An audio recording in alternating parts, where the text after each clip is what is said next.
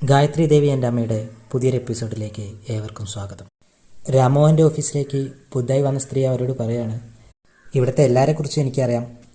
ഒരു ഓഫീസിൽ നിന്ന് പുതിയൊരു ഓഫീസിലേക്ക് പോകുമ്പോൾ അവരെയൊക്കെ പറ്റി പഠിക്കുമെന്നുള്ള സ്വാഭാവികമല്ലേ എന്ന്. ഇത് കേൾക്കുമ്പോൾ തന്നെ അവിടെ ഉള്ളവരുടെയൊക്കെ മുഖം വല്ലാതാവുന്നുണ്ട്. പിന്നെ കാണിക്കുന്നത് സോഹൻ്റെ റൂമിൽ വല്ലാത്തൊരു ദേഷ്യത്തോടെ നിൽക്കുന്ന ദേവബാലയാണ്. ഇത് കാണുന്ന സോഹൻ ദേവബാല കാണുന്നതിന് മുമ്പേ പുറത്തേക്ക് പോകാൻ നോക്കും. ആ സമയത്ത് പുതുതായിട്ട് ഓഫീസിലേക്ക് വന്ന ആ സ്ത്രീ സോഹനെ തടയും. എന്നിട്ട് പറയും, നിങ്ങളുടെ ആത്മാർത്ഥ സുഹൃത്തിൻ്റെ ഭാര്യ വന്നിട്ടുണ്ട്, അവരെ തിരിച്ചയച്ചിട്ട് പോയാൽ മതി എന്ന് പറയും. അപ്പോൾ സോഹൻ പറയും, അതൊന്നും എൻ്റെ ജോലിയല്ല, വേണമെങ്കിൽ സെക്യൂരിറ്റിനെ വിളിക്കുക എന്ന് പറഞ്ഞ് സോഹൻ പോകാൻ തുടങ്ങുമ്പോൾ ദേവബാല പിറകുന്ന് സോഹനെ പിടിക്കും. സോഹന് വല്ലാത്തൊരു പേടിയും ടെൻഷനൊക്കെ തോന്നും. അപ്പോൾ ദേവബാല പറയും, വാ സോഹ, ഒരു കാര്യം ചോദിക്കട്ടെ എന്ന് പറഞ്ഞിട്ട് റൂമിലേക്ക് പിടിച്ചു കൊണ്ടുപോകും. റൂമിലെത്തി പരിങ്ങി കളിക്കുന്ന സോഹനോട് ദേവബാല ചോദിക്കും, അഭിഷേക് എവിടെ? ഈശോയോടൊപ്പം അവനെ എങ്ങോട്ടാണ് പോയതെന്ന് ചോദിക്കും.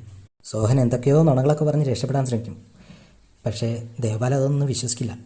ദേവബാല സോഹനോട് പറയും, അവരെവിടെ പോയാലും തേടി കണ്ടുപിടിക്കും, എന്നിട്ട് സോഹനെ കാണാൻ ഞാൻ ഒരു വരോടി വരുമെന്ന് പറയും. മറ്റൊരിടത്ത് അഭിഷേകിനെ സ്വപ്നം കണ്ടിരിക്കുകയാണ് ഈശ. പെട്ടെന്ന് ഒരു കോള് വരും രാജമ്മയുടെ. രാജമ്മ ചോദിക്കും, മോളെ അവിടെ കുഴപ്പമൊന്നുമില്ലല്ലോ, രാവിലെ ഞാൻ അങ്ങോട്ട് വന്നിരുന്നോ ചോദിക്കും. അപ്പോൾ ഈശോ പറയും, ഇല്ല വന്നിട്ടില്ല, വന്നാലും കുഴപ്പമില്ല, ഇവിടെ അബിയുണ്ട്, ഇവിടെ സേഫാണ്, വൈകാതെ തന്നെ ഞങ്ങൾ അങ്ങോട്ട് തിരിച്ചു വരുമെന്നും പറയും. ആ സമയത്ത് ആരതി ജ്യൂസുമായിട്ട് റൂമിലേക്ക് വരും. ഇഷ അത് അവിടെ വെച്ച് പോയിക്കോളാൻ പറയും. എന്നിട്ട് ഇഷ ആ ജ്യൂസിലേക്ക് എന്നെ ഇങ്ങനെ നോക്കിയിരിക്കും. ആ സമയം തന്നെ ദേവബാല രാജമ്മയുടെ അടുത്ത് എത്തിക്കഴിഞ്ഞു.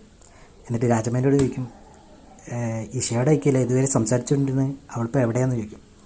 രാജമ്മയ്ക്കാണെങ്കിൽ ദേഷ്യം വരും. രാജമ്മ പറയും, ഇഷമോളെ എവിടെയെന്ന് നിന്നെ ബോധ്യപ്പെടുത്തേണ്ട കാര്യമൊന്നും എനിക്കില്ല, ആരോട് വെച്ചിട്ടാണ് നീ വീട്ടിൽ കയറി ഇറങ്ങിപ്പോടിയെന്ന് പറയും. പക്ഷേ ഇതൊന്നും കേട്ടതൊന്നും ദേവബാല പേടിക്കൊന്നുമില്ല. ദേവബാല അവിടെ നിന്നൊരു കത്തി എടുത്തിട്ട് രാജമ്മയുടെ കഴുത്ത് വെച്ചിട്ട് ഭീഷണിപ്പെടുത്തും.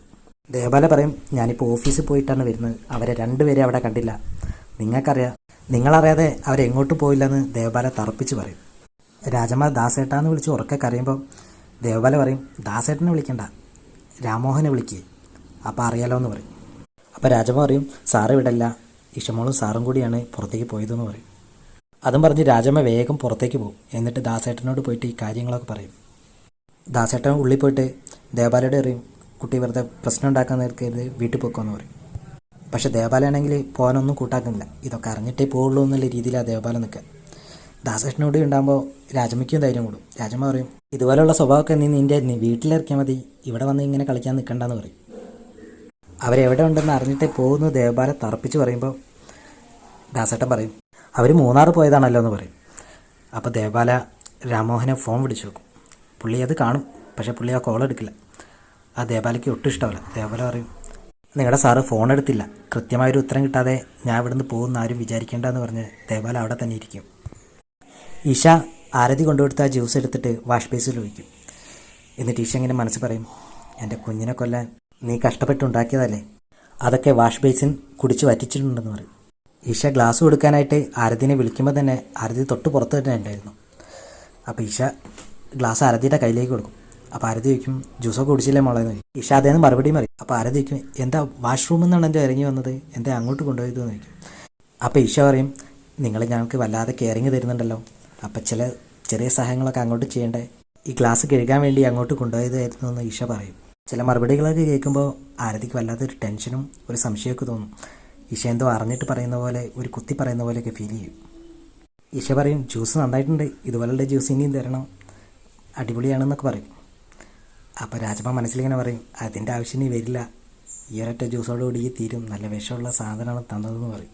രാജമ്മ പറയും, എനിക്ക് വളരെ സന്തോഷമായി, ഞാൻ കരുതി ഞാൻ വെക്കുന്നതൊന്നും കഴിക്കില്ല, രാവിലെ സൂപ്പ് തന്നപ്പം കഴിച്ചില്ലല്ലോ എന്നൊക്കെ പറയും. ഈശ ആരതിയോട് കൈ നീട്ടാൻ ആവശ്യപ്പെടും. എന്നിട്ട് കയ്യിലിങ്ങനെ രേഖകളൊക്കെ നോക്കും. എന്നിട്ട് ഈ കൈക്ക് എന്താ കുഴപ്പം, നല്ല കൈപ്പുണ്യമുള്ള കൈയാണെന്ന് പറയും. അപ്പോൾ ആരതി വയ്ക്കും, മാഡത്തിന് ഇതൊക്കെ അറിയാം. അപ്പോൾ ഈശോ പറയും, ഇതൊക്കെ അറിയാതെ പിന്നെ ഭക്ഷണ കാര്യത്തിൽ ഒരധിക യോഗ്യത കൂടെ ആരതിയുടെ കയ്യിൽ കാണുന്നുണ്ടെന്ന് പറയും. ജയിലിലെ ഭക്ഷണം കഴിക്കാനുള്ള യോഗം ഉണ്ട് ആരതിക്ക്.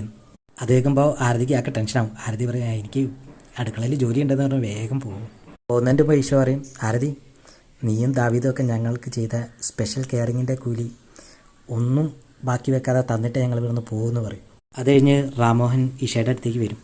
എന്തോ പറയാൻ വേണ്ടി ഇങ്ങനെ ശ്രമിക്കും, പക്ഷേ പറയാതെ ഇങ്ങനെ നിൽക്കും.